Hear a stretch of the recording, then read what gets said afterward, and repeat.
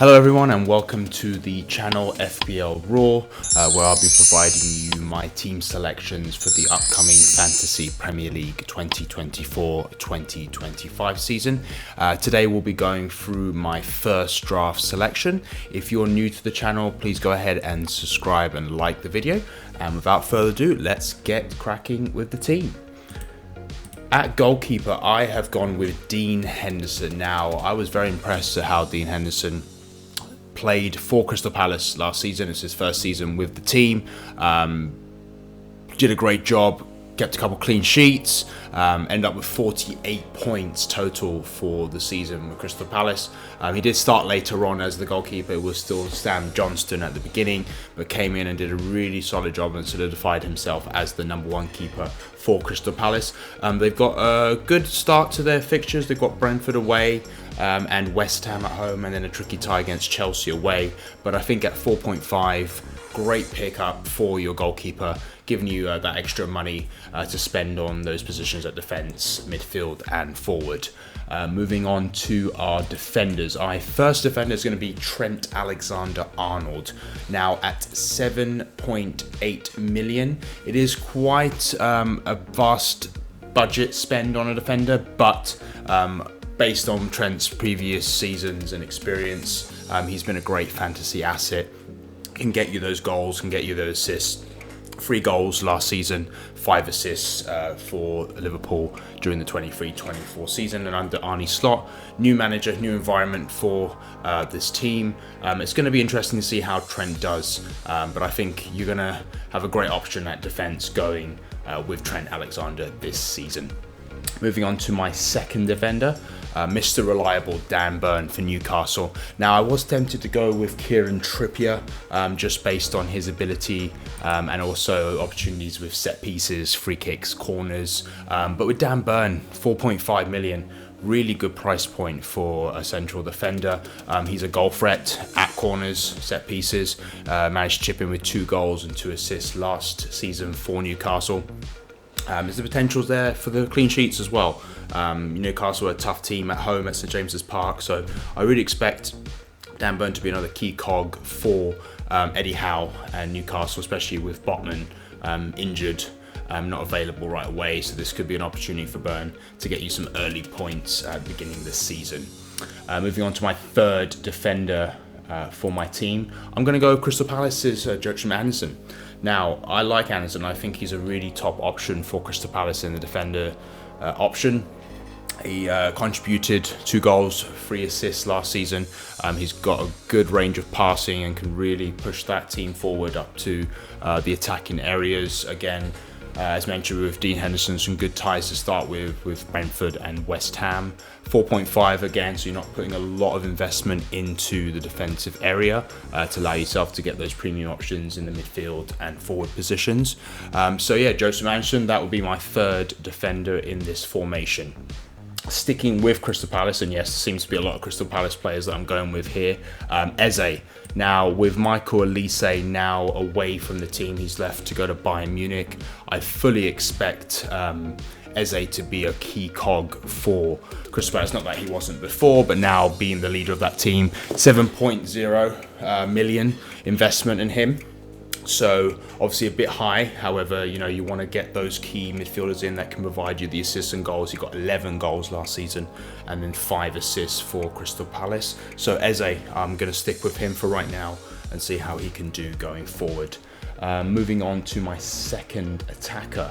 Now, this might be a surprise for some people, but I just feel like I want to get a Manchester United midfielder in, and who better than Garnacho, who was probably the key player outside of Bruno Fernandes in the attacking positions. He's got some great ties to start. He's got Fulham at home, and then away to Brighton, and then a very tough game against Liverpool. Obviously, with the derbies, you never know what's going to happen, but with 7 goals, 8 assists last season, finished with 121 points total in fantasy.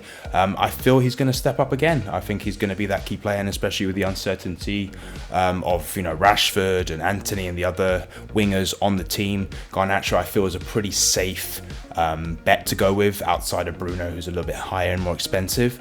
So Garnacho, second midfielder on this team. Now, next pick, and probably a very popular pick right now. Cole Palmer had a great Euros, was a really big impact player for England during the tournament, and obviously we saw what he did with Chelsea last season. He's had a massive price increase. He's gone up to 10.5 million. He's already at 56.2% owned with fantasy managers. Last season, 244 points for Chelsea. Unbelievable. 22 goals, 13 assists. Clearly a big player for Chelsea and now a big player for fantasy. He's going to be involved in a lot of the goals that go for Chelsea this season and going to be that main attacker for them to really push them up the field. He's also probably on penalties as well, which is also a big thing, to have the set piece player like him be taking those penalties for the team. So Cole Palmer, pretty much an easy choice for me. I want to make sure I have him in the team and I don't want to miss out on him. Like, obviously they do have a tough start with Man City, but then away tie against Wolves and Crystal Palace. I can definitely see some reward points coming from Cole Palmer for those first couple of games.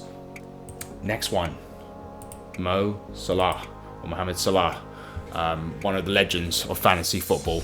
Obviously still a massive player for Liverpool, and I still expect him to be a big contributor, especially under new manager Arne Slot. There was a little bit of a drop-off last season. However, I can always count on Salah bringing in good numbers for fantasy. Last season, 18 goals, 12 assists, 211 points. Good fixtures to start for Liverpool. They got Ipswich away, newly promoted, Brentford at home, week 2, and then obviously the derby against Manchester United on week 3. But he's shown in the past he is a contributor in those games against Manchester United. So 12.5 million is a big investment on a midfielder. But I feel you're going to want to spend some of your budget on those premium players, and who better than Salah, who is one of the most legendary players for fantasy football. He's only 33.1%, so obviously it looks like a lot of managers are still kind of debating whether they want Salah in the team. But for myself right now, I'm going to stick with Mohamed Salah. Finally, my last midfield, for this team, we're going with Bukayo Saka, 10.0 million. 27% owned. Arsenal home to Wolves to start, so that's a good fixture for them. He finished with 226 points last season, 16 goals and 12 assists. Now, it was a debate here. You know, there is Martin Odegaard, who I think is an exceptional player and also a big contributor to Arsenal. But with Saka, he had a good tournament for the Euros, obviously a really important player for Arteta, and I still feel he's going to be able to provide good numbers and good points for fantasy matches this season. Will he start at the beginning of the season? I still think he will, even though he'll be coming back late for pre-season. But I still believe with this team, probably going to challenge again for the title. Look to see Saka be an important role player for this team going forward. Now, moving on to our forwards. Now, Isak, very popular pick. He's at 54.6% owned at this current moment as of today. 8.5 million, a big player for Newcastle. There's obviously the threat of Callum Wilson, but I think Callum Wilson will be more of a impact player off the bench. And at 8.5 million, it's not a big investment on a striker, especially the talent of Isak. Contributed 21 goals, 4 assists last season, finished with 244 points for Newcastle. And again, I see him being that important key cog up front for Newcastle. Most likely will be on penalties as well, which is an added bonus. Newcastle have a good start to their fixtures. They've got Southampton at home, newly promoted. Tough team to play at St James's Park, Newcastle, so I can see goals in that game. Away to Bournemouth, and then a nice fixture against Tottenham in week 3. So look for Isak to be that contributor this season. So we'll stick with Isak for right now, and we'll see where it goes as pre-season progresses. A final attacker is João Pedro. Now, I know as of right now, he is said to have an injury. I think it's a rib injury. So he did not go on the pre-season tour as of yet for Brighton in Japan. However, at 5.5 million, he's a great budget pickup as a forward. Had a great first start for Brighton last season. Scored 9 goals, 3 assists, ended up really contributing a lot to the Brighton attack. Did have some niggling injuries, so obviously making sure that he's going to be fit this season is going to be really important for Brighton. But I think at 5.5 million, great pickup for fantasy managers, but obviously we'll have to see what happens with the injury. Is said not to be as serious as first thought, so he should be able to recover. Alternatively, I am looking at Muniz at Fulham as a potential option, because he's done a great job with them and has definitely shown he can score goals in this league. So we'll look at the final team here for the bench.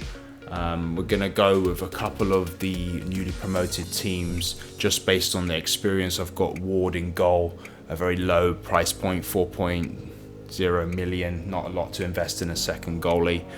We've got Wout Face from Leicester as well, again 4 million, so not a big investment. And then Ezri Konsa at Aston Villa, key part of their team. Expect him to be in that central defence partnership. Whoever's fit, either that's Tyrone Mings if he's back. So I look for Aston Villa to obviously have a good season again. They're in the Champions League this season. And then Adam Armstrong, really impressed with his previous returns in fantasy. He's done a great job, obviously, in the Championship, as noted here from All About FPL. Probably going to be on penalties. That's a good fixtures to start as well for Southampton, apologies. Newcastle away, that's a tough one, but they've obviously got Nottingham Forest and Brentford.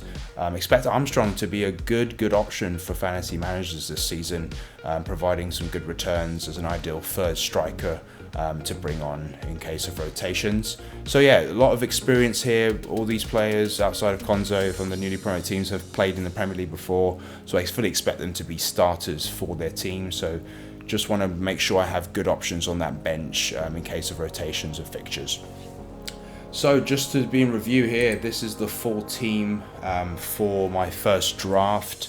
As I've mentioned, this could change depending on injuries or any other situations that may deem me to have the team change a little bit.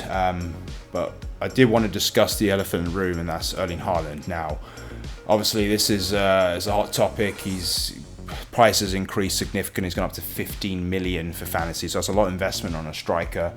Would I ideally want to put Haaland in my team? Yes, because he's a guaranteed goal scorer. He's shown that already, providing many returns so far for fantasy managers. However, I just wanted to balance my team and be able to get other players in my defence, in my midfield, and in my forward positions, and maybe not have to spend that extra few million on Haaland. Will I get him at some point? I probably will want to get him because, like I said, he's probably the top forward in the game for fantasy Premier League. So I feel a little bit apprehensive missing out on him right now. But again, this is my first draft, so things can change. But as of now, I like the look of my team. I like having Isak and João Pedro up there along with Armstrong. But again, there'll be something to consider with Haaland, because obviously you don't want to miss out on those points returns that he can provide you. So that's for Haaland right now. We will not have him in the team, but I may do a video with a Haaland in it just to see what we can actually create in regards to a draft team. So that is it for the video. You can see I've got a league as well. If you'd like to join that league, you've got the code on the page. There's also an auto link in the description. Please feel free to follow me as well on my handles, social handles. I've got my Instagram and my X, FBL Raw. I would love to hear in the comments what you think of this team, players that you are looking to put in your team. Feel free to absolutely batter my team. This is a community I want to create where we have discussions, and I want to know what you guys think in regards to player picks, and really want to have a good engaging conversation and a community in regards to these fantasy teams, and really have a fun kind of banter in regards to it. So if you like this video, please again go ahead and subscribe.